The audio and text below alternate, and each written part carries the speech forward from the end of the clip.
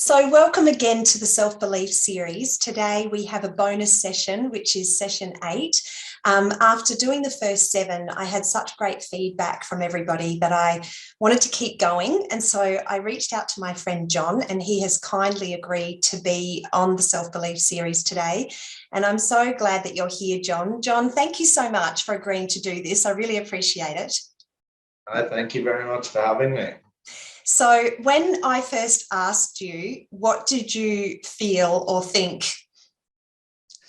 Well, I felt fearful. So then normally when I have that feeling, I go for it anyway. And I said yes. And you verbalized that to me, and I could see it in your face, like you said yes very quickly. So you're one of those people that's developed that skill that if I'm afraid of this, then I should say yes to it. Can you remember when you first realized that you like to do that? Yeah, I mean, there's been so many times over my life where I get that feeling. And I guess it's just always, I sort of like to be conscious of it. And I think it's just fear. And so like in particular, about 5 years ago, we bought a property, and I just felt so fearful, like of all this stuff. Like I knew it was a good idea, and you just get that feeling, and it's so common throughout your life that I really enjoy being able to feel it and then go, I'm going to do it anyway. And do you reflect and feel like that's when you've made some of your best decisions? Is that when you actually do feel fearful and do it anyway? Well, I would really say that normally it's specifically when you're about to grow. Yeah. It's like you're uncomfortable or you're feeling fearful because you're about to take a hurdle, a growth step. And so you, Turns out to be good. Yeah. And that links in so beautifully with self-belief, because it's not like a journey where there's a beginning and you have no self-belief and then there's an end and you have 100% self-belief all the time. I think that it's the same as growth, is that your belief in yourself continues to grow, and then you get so comfortable where you are that you end up pushing yourself to do something you've never done before, because you don't at that point believe you can do it until you do it. And then you go, okay, I did it. So now I believe in that next level of myself, which I guess saying yes to this is an example of that. Yeah, 100%. Yeah, I agree. Yeah. So first of all, I'd love you to introduce yourself. So if you can let us know where you live and what you do. Well, I'm John Frith, and I'm involved in a family beef production business around Roma largely. We also have a station in the Northern Territory with an irrigation enterprise on it. And so I've been, so north of Roma, about 65K. I live there with my wife, Angela, and 3 kids, Charlie, Harry, and Nancy. And I suppose we've been transitioning into with my parents into basically running that business. And we background beef animals is essentially what we do. We like to keep it very simple. Yeah, fantastic. And so how far back does the farming generation go for you? My great-grandfather was also involved in farming. So I guess that's probably... It's a lot, yeah. That's it. That's about as far as I am. Definitely my grandfather and obviously my father, who I still work with. So yeah. So when you were growing up, you grew up on the farm. At what point can you remember that you just thought, I'm going to end up running the farm? Yeah, I suppose you always have that story running in your head. And while I was never encouraged, not discouraged either, but there wasn't an abundant amount of pressure put on me to sort of do that. But I guess in essence, what I did was essentially replicate what my father did. But we sort of go away to boarding school for 5 years, and then you go and do your own thing. And we both sort of happened to be moderately okay at rugby league, so spent some years doing that. And then I thought while I was there, I was looking for something more, and obviously there's an opportunity, and I always felt a love for love for home and our family business. And so I guess the whole way along, I probably knew I was going to go down that path. Yeah. And then the feeling was probably overwhelming for the year before I did actually go home. And that's when I knew, yeah, I'm ready. You were That's what ready. I want to do. Yeah. Yeah. So how old were you then when you came back to the farm? I was 23. Yeah. So it's quite young, isn't it? You know, when you look at the trajectory of people that are outside of farming families and when they might end up running their own business, quite often they'll have a lot more of experience out working, you know, in other people's businesses. Not always, but until they actually start their own. I was 28 when I started, or 27 when I started my first business. In fact, I started businesses younger than that, but I did them with the help of my dad. So I guess it is similar, really, isn't it? Because did you start out working under your dad before you started to take over? Yeah, 100%. And I suppose my theory is that I wanted to go because I suppose, even though I'd grown up doing it, there was still going to be an apprenticeship, for want of a better word, just to get the basics of working in that sort of business, right? And I wanted to do it while I was young enough so I could probably make an impact. Yeah, that's Well, I was amazing. still young, but I appreciate, yeah. So I suppose really though, when you think about it, the first, say, few years at least is really you're just getting your head around it before you can really make an impact, I guess. Yeah.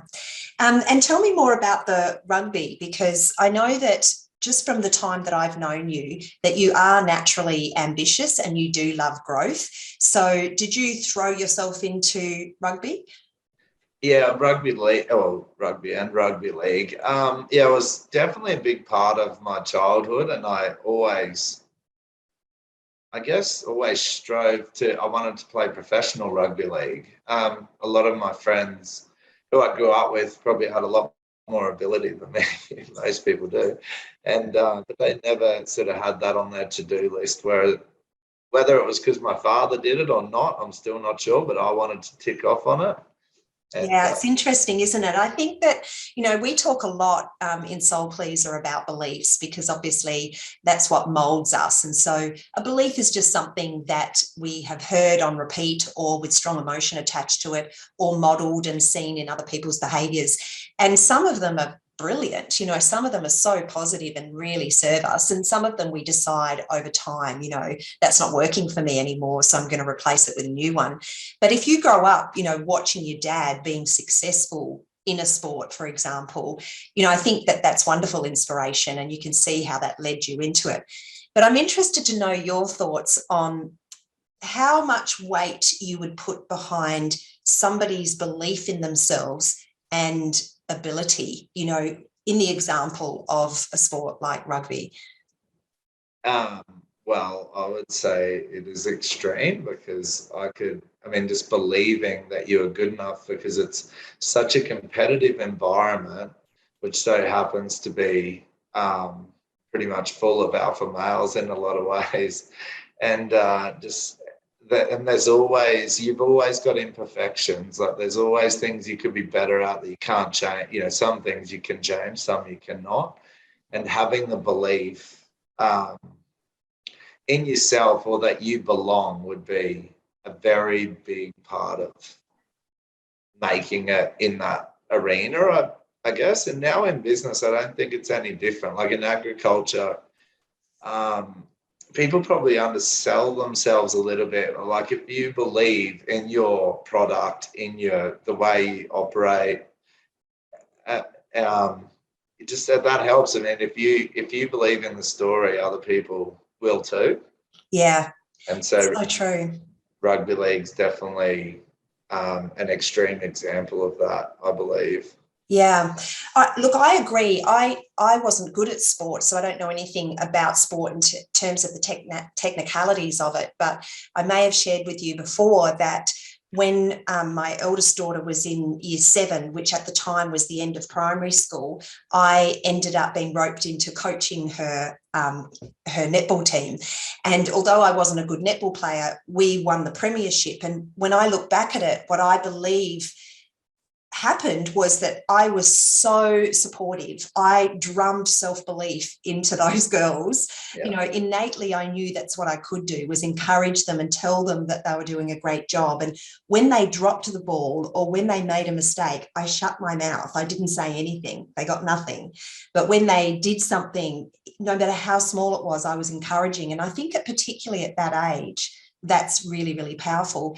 And then the next year, my second daughter, who's only a year behind, she was in year 7 and we did it again and they won it as well. And I think it was a great experiment, particularly in those early years, of really encouraging and really developing that self-belief.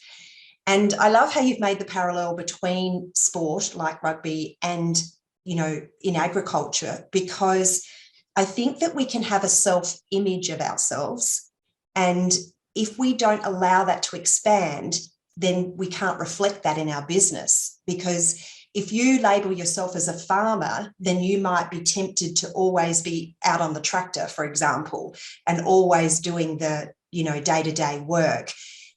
You, I've found, and I've only known you for a couple of years, have always been very interested in the business side of things. When did that start for you? When were you interested in more than just working on the farm, but going to that next level of entrepreneur?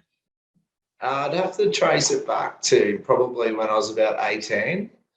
I remember probably one of the first memories I have of that sort of thing was Rich Dad, Poor Dad, Robert Kiyosaki, and I read that the year I left school. And it obviously built on it for years after that with different books, and then you sort of, you know, you're always watching and doing and seeing how things work in business. And then I guess, it's been really rife. And then over the last sort of 5-8 years, I sort of really started to implement some of those learnings from books like that. Yeah. So not every 18-year-old picks up Rich Dad, Poor Dad. I did, but I don't think it's normal. Can you remember why you did? Why did you read that book? No, I cannot, apart from the fact a good mate of mine, Andrew Brown, had read it, because I can still remember borrowing it off him. So maybe we having a conversation and he was a little bit into it or something. And but no, not exactly. I can't remember why. Yeah. Although I suppose I remember being in business studies in school, and I was not academic at school at all. But the business subject was always really appealed to me. So I guess when you boil it down, I've always been inclined that way. Had that interest, yeah. Yeah. And was your dad like that as well, do you think? Yes. Yeah. Yeah, I think he was. Has always been quite progressive and entrepreneurial. Yeah. All my recollections of him, definitely always trying new things. Some of them work, some of them don't, but always learning. Yeah. My dad was the same. And I think that we're lucky in that way that we had that growing up, because we were observing somebody who had enough belief in themselves, because somebody who tries something, whether it works or not, has, you know, the goal to back themselves, really, you know, so they believe in it. Otherwise they wouldn't have given it a go. And I watched my dad, you know, win some and lose some. And, you know, in the end, we lost the family dream home. You know, mum was devastated. But it was all part of him being willing to do whatever it takes. And, you know, he passed recently and he had no regrets. Like, he said to me, for the last 5 years on repeat, I've had a good life. And I, like, bloody oath, Dad, you know, using his language, because he really had a great life because he went for it. And I find that really exciting in you, because that's why you say yes to things, because you would rather risk it and go for it than regret not going for it. Do you think that's what you're like? Yeah, 100%. I mean, what are you really going to lose if it all goes wrong? It's sort of, nothing's going to go so bad. I mean, when you lose the family home, you can always stay in the housing commission if you have to. Like, you're not going to die. Yeah, you won't be on the streets. Yeah, exactly. Yeah, definitely love giving it a go, and I'd rather, once you do believe in something, you know, like I suppose so many people probably don't do what they'd love to do, say for fear of being judged by people who are doing less than them, say, or not having a go at all. And that holds a lot of people back. I mean, in agriculture or farming in our community, without judging other people, but so much of it comes back to what people in that community might think. I mean, there's a silly little saying is like, how do you know when to start harvesting your crop? And that's when the neighbour does. It's like literally keeping up with the Joneses or the guy over the fence. Yeah. Yeah, And it's so true. There's a lot of, yeah. And that was I think that was a big part of why you reached out to me in the first place. What podcast did you see, or did you see more than one? You were following Profitable Farmer podcast. Can you remember what you saw me on or heard me speak about that got you to reach out to me? I can't remember the exact one, but I believe it was your first podcast on the Profitable Farmer. And for whatever reason and whatever time, but it just really appealed to me. And I thought, yeah, no, obviously I reached out to you after that. Yeah. I'm wondering whether Andrew Roberts was talking to me, because he'd done the Soul Pleaser program, and he actually was talking about, worrying about what other people think and how it can actually get in the way of us being able to really believe in ourselves, to dare to do what we really want to do, regardless of what people think. And I wonder whether that might have been the timing, because I think that might have been one of my first. Oh, I'd be very surprised if it wasn't. Yeah. And so one of the growth areas that I've seen in you since we've been working together is bit by bit being able to let that go, because sometimes when you are a little bit out of the box, which I would completely say about myself as well, it's probably why we get along so well, doing things a little bit ahead of the crowd sometimes before anybody else is, that you feel judged for that. And so sometimes we don't want to make other people feel bad because we might be going ahead, and having some new ideas and doing things differently. And that really rose to the surface, because this is how it works. When you're letting go of limiting beliefs and you're growing into this self-belief, you will actually create something to bring it to the surface. And one of the things that happened recently, which I got so excited about, was you bought a caravan. So can you kind of share your thoughts around it, leading up to it and doing it, and how that links to having a new level of belief around how you can run a farm? Yeah, so the caravan, anyway, so the backstory to it all is that sort of Robert Kiyosaki E-Myth Revisited, I think they call it, essentially understanding the difference between a business and a job, and potentially being the shareholder of a business as opposed to the managing director. And so transitioning myself out of so much of a day-to-day role over the last few years, mainly because I've got like the best team ever, they're great. So getting out or progressing past day-to-day demand for me in the business. And so I've sort of been kicking a few goals with that over the last year or two. And I was never inclined for the whole caravan-y thing. And for some reason, it popped up into my life. And Angela and I started talking about it, and we acted very quickly, and it took about 2 weeks, and we went to a caravan show, and then we about 2 weeks after that we had a caravan. And so while we haven't done the big trip yet, the theory behind it is that through planning, regular meetings, whether that's face-to-face on the phone, Zoom, with our team, that essentially we can still do our role in the business from anywhere. And so the caravanning that coming to fruition. And what limiting belief did you have to overcome to even go on the short trip that you've taken so far? Lots. Can you share them? Because so many people will relate. A lot of farmers will watch this. So what came up for you, that idea of heading off in the caravan? Well, yeah, I had a good old friend's wedding to go to up Trinity Beach, north of Cairns. And so I'd say there's the wedding, which goes for, say, a 2-day event to catch up. So being able to turn that into a 4-day thing. So we took the kids snorkeling on the Great Barrier Reef and on a river drift snorkeling thing as well for the kids. So 4 days. So the first limiting belief is making the time. It's all around time. And to be able to have 4 days instead of the 2 days. And then it comes back to the travel. So you can fly up there in 1 day and then fly back in 1 day. But instead we were at caravan and we did it 3 days up and 3 days back, which still was nowhere near enough time because it's traveling way too fast.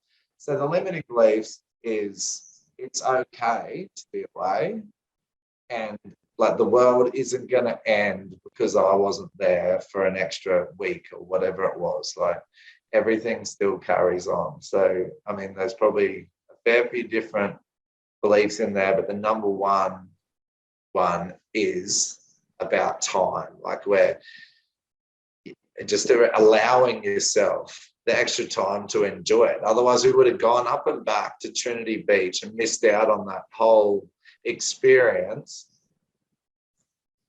and gone, oh, we're going to come back to that. We'll come back and do it properly, which you potentially never will in your life. Exactly. And the other thing that you overcame is the traditional image of the farmer who runs the farm on the farm. And so you showed yourself that you could successfully run the farm remotely. Yes. Yeah. Yeah. And if you watch, like I like to pay attention to these things. So it's like example A, we'll do this 2 weeks. And then as you diarise what's gone on in the last 2 weeks, there's no way I'd be able to pick a difference between that 2 weeks and the 2 weeks before, which I was on site. Like we're still buying cattle, we're still selling cattle, and I'm still contributing in my way to those events. So that was a big learning. Yeah. And one of the limiting beliefs of just about every budding entrepreneur I've ever met, including myself, is nobody else can do this as well as I can. My greatest example of that is I was lucky enough to be in an aeroplane that flew from Brisbane to Narracourt in South Australia. I was just flying along and looking down at how many farms there are.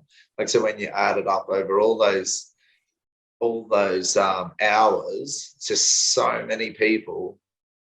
Yet as a farmer, we can fall into the trap of thinking we're the only ones who can run a farm. That's true, exactly. It just all seems a bit arrogant once we wake up to it, doesn't it? And so, one of the things that you have been willing to do is change and start to hand things over and create systems. So like many other generational family farms, you didn't have things down on paper. They were in your head because you did them.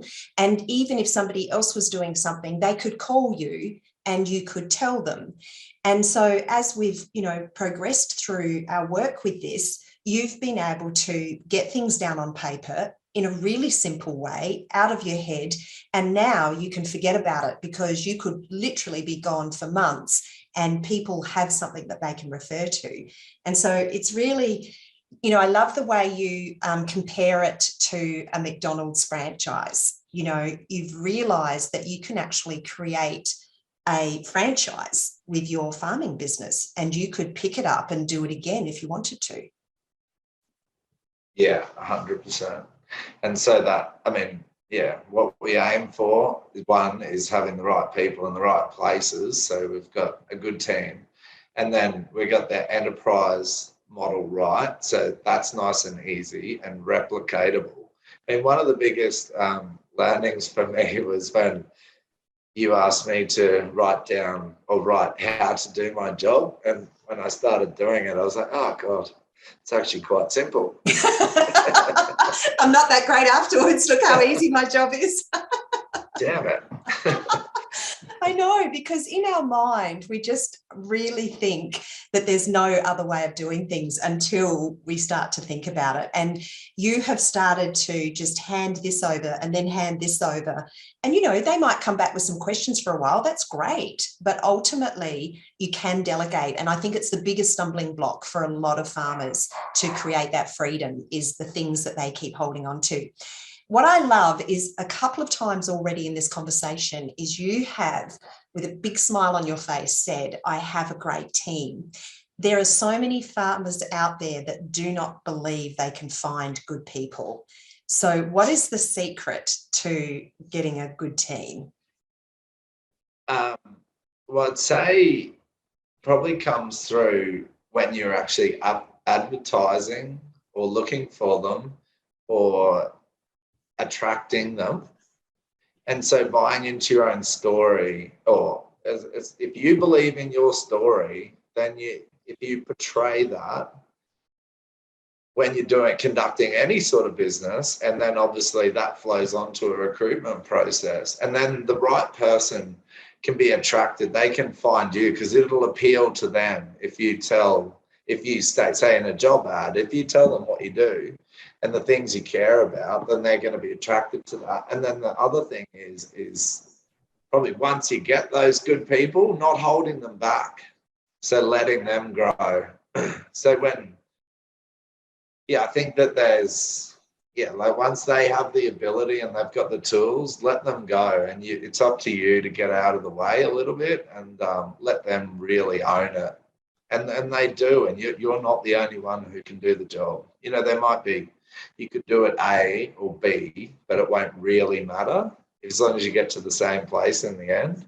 And then the systems that's about writing that down. So there's less A and B, and it's just all A. So, this is how we do this. So it's done. There's no argument about it. And so, basically finding the right people, which should be it's up to you to attract them.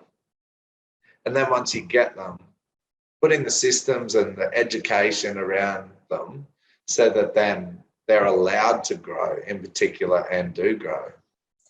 I love the fact that you've used the word attract, because really like attracts like. So just like a partner, if anybody's watching this and you're single at the moment, or you're not happy with the partner you've got, we have to remember that everything that we attract into our lives, we attract them. And so when you attracted the team that you've got into your life, you were feeling really good about yourself, about your business, about your vision for the business. You trust yourself and you care about people. You expect the best of them. The people that have had bad experiences with staff in the past will often be complaining in their heads about the new guy before he even arrives, because you get what you expect. So I think having that positive outlook and really expecting things to go well is really important in relationships. And also believing in your vision and believing in your story. But it doesn't go right every time. So in your employment history process, you have employed somebody and it didn't work out, but you didn't dwell on that and you didn't take the energy from that into the next person who's worked out really well. When you reflect on that, what was the learning for you from that? What did you learn about yourself in relationship to that process? There was potentially not quite enough, I'll call it due diligence, but essentially, basically through COVID, we weren't able to probably spend enough time with that person. Yeah. But I still don't regret the process, because there's still a lot of great learnings through it. But then rather than being locked into that, taking action, which they will feel it as well. if you're not feeling they're right, chances are they sort of, they realize they're not fitting in. And so then rather than not saying what you think and taking action and stop the people pleasing, and then you make change. And then that was just, it was what it was. It was just not the right fit once we really got to know each other. Yeah. And then the next person, which then was not through was a word of mouth, or sort of got in touch with us, and they're perfect. Yeah. Yeah. And the energy, I think some people are so afraid to say what they mean and say what they really think because they don't want to hurt the other person's feelings. But ultimately, if we come from a place where we want the best outcome for everyone, and we just are very honest, it works out well, and it opens up the doors for the other person to be honest, and it opens up opportunities for them to go and find a better fit for them as well. So everybody wins. You've made a space for somebody who's a better fit. You've made a space for them to find a better fit. And if we can just accept that we don't all fit and we're not all going to get along and we're not all going to be a match, I think that's where the self-belief is really key, because if we're being anybody but ourselves, we can't attract our perfect match because we're not being completely congruent. So it's getting to know who you are and really owning that and showing up as that person. And I also think that links back into that sort of feel the fear and do it anyway, because I know if you go to have an uncomfortable conversation with someone, you are feeling fear. I don't care. Or you don't want to do it. Sure. I don't believe too many people would, love to have what's potentially an awkward conversation. And so just having the belief in yourself and just knowing that having the open conversation, being open and honest with them and yourself, that then it's just a better outcome for everyone.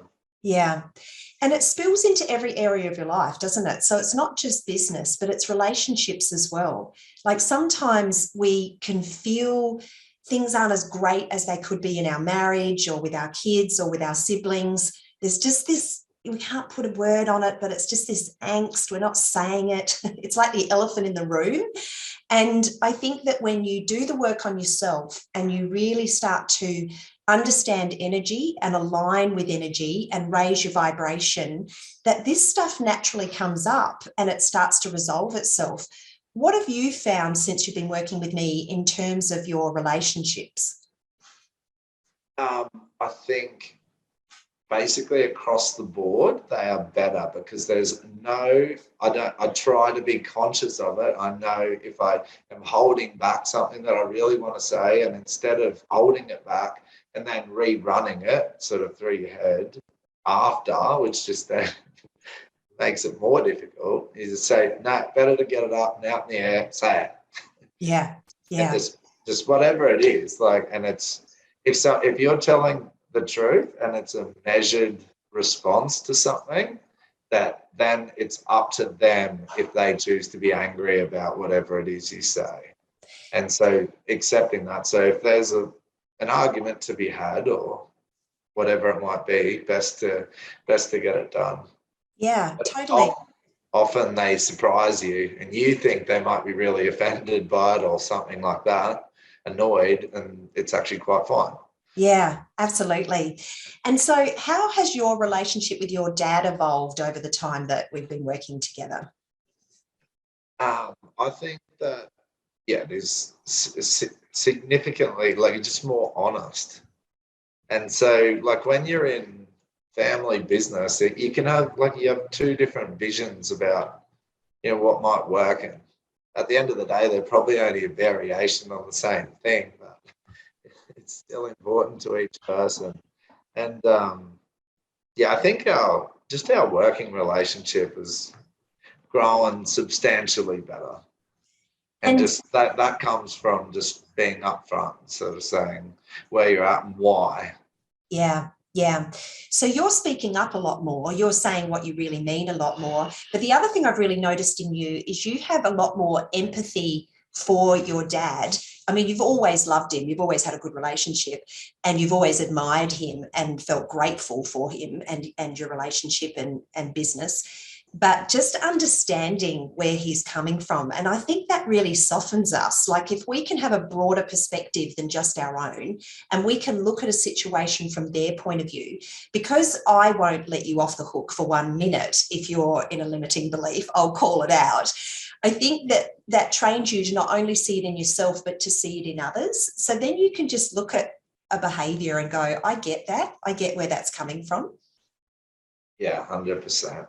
I mean, people are doing the best they can with what they know or where they're at. And I think once you become conscious of it, you see it all the time. Yeah. And in the mirror, like, we are always doing it as well. It's not just other people. And you can be more forgiving, accepting of it when you say, okay, I see why that's important to you at this stage, and it probably helps keeping that relationship healthy from both sides. And the other big learning I've seen with you is the understanding of what you can control and what you can't control. So you can't control somebody else's emotion, but you can control your reaction to it. Maybe not in the moment because it's a learned behavior and it's still a trigger, but on reflection, you can say, okay, I got frustrated when, what can I do about that? And when we talk around that, we get to the bottom of why there's a frustration. And it pretty much always comes down to forgetting the truth, which is I create my own reality. And so therefore, no matter what somebody else does, they can't prevent me from creating what I want. So if I'm feeling frustrated in that moment, I think they're getting in the way of what I want to create. I'm blaming them. And have you found that useful to be able to recognize that and be able to let go of that and have a lot more peace around things working out, regardless of what other people are doing? Yeah, 100%. So, I just lost my train of thought. What was I going to say? What was the question again? So Sorry. It was around when somebody's behaving a certain way and we get frustrated and we've forgotten that we're creating our reality and they can't get in the way of that. So if there's always something, I believe, and I wouldn't be telling you anything, there's always something that's sort of in your way from the next step. And it's I think this is something I've got a lot better at. You're responsible for how you feel. So if there's something, the one thing that everyone's always got that's in the way, and it's my responsibility to feel good now. And that once that one thing's out of the way, you appreciate that somewhere along the line you'll invent a new one thing that's going to be bothering you. And so being able to let that go and then feel good yourself and be happy with where you're at and just know that things will change when they're ready to. I think that's, and the other point that I was going to say was in concentrating on the things that you can control. If you can actually identify that, particularly in farming, that you can get rid of a lot of emotional drain, because if the things you can control, for example, without getting technical, like stocking rate, but not how much grass you have, because that's rain driven, and you really take out all that emotional stuff around the weather, like it'll either rain or it doesn't, but all we can worry about is how to react to each thing.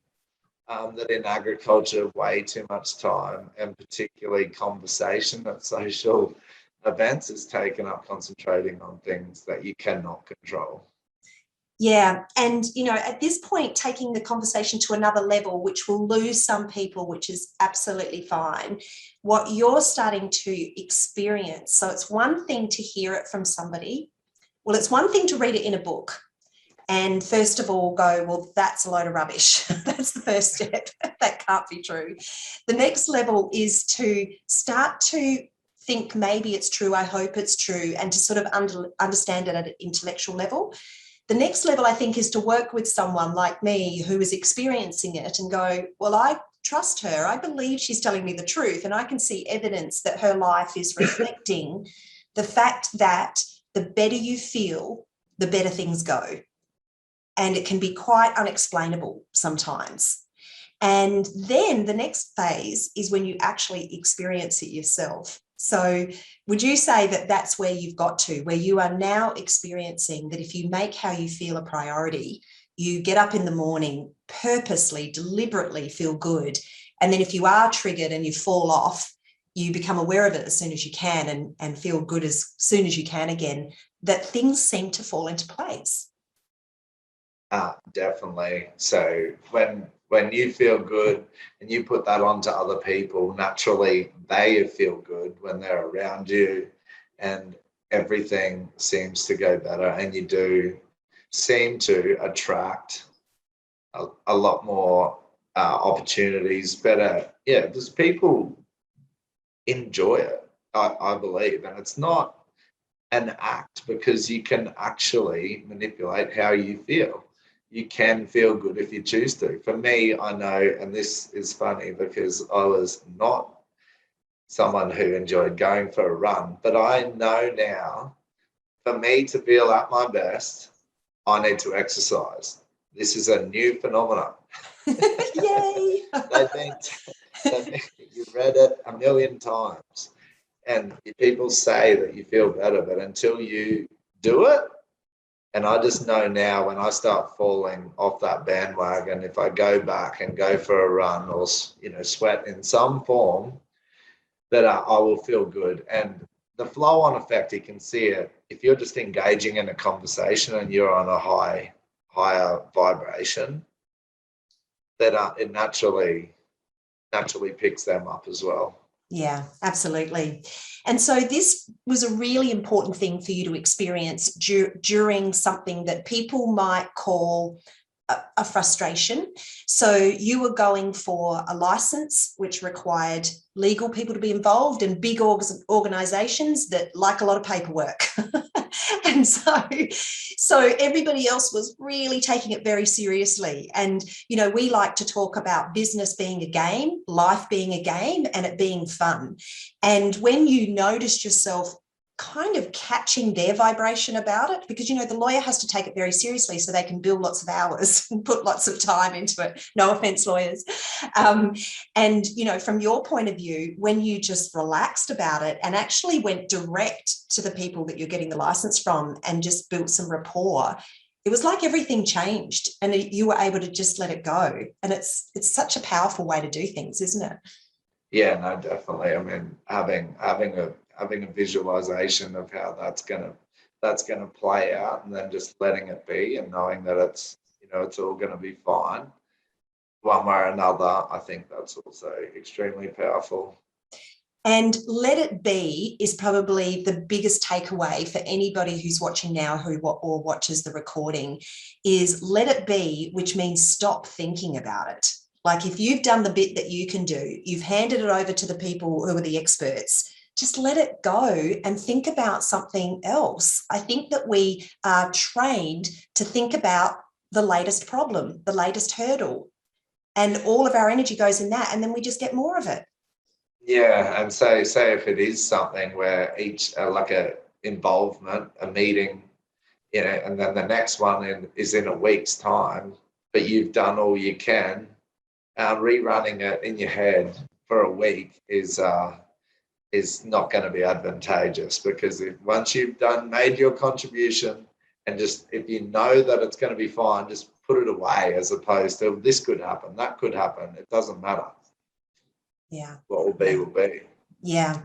And it's that trust. And I think the self-belief is believing in yourself and realizing that yourself is bigger than you, that there is something at play that allows things to fall into place if you can align with that. And so you're trusting not just this body part of you, but this bigger part of you that can tap into this universal intelligence and wisdom that makes the right person ring you at the right time, or you ring the right person at the right time. It's good timing. I went up to Lee Creek in my 20s as a physio. It was so funny. I was treating the miners up there. And when I first started going up there, all these miners were coming in to see me. And I was like, what can I help you with? And they're like, nothing, just heard a blonde was here. We just wanted to come in and check you out.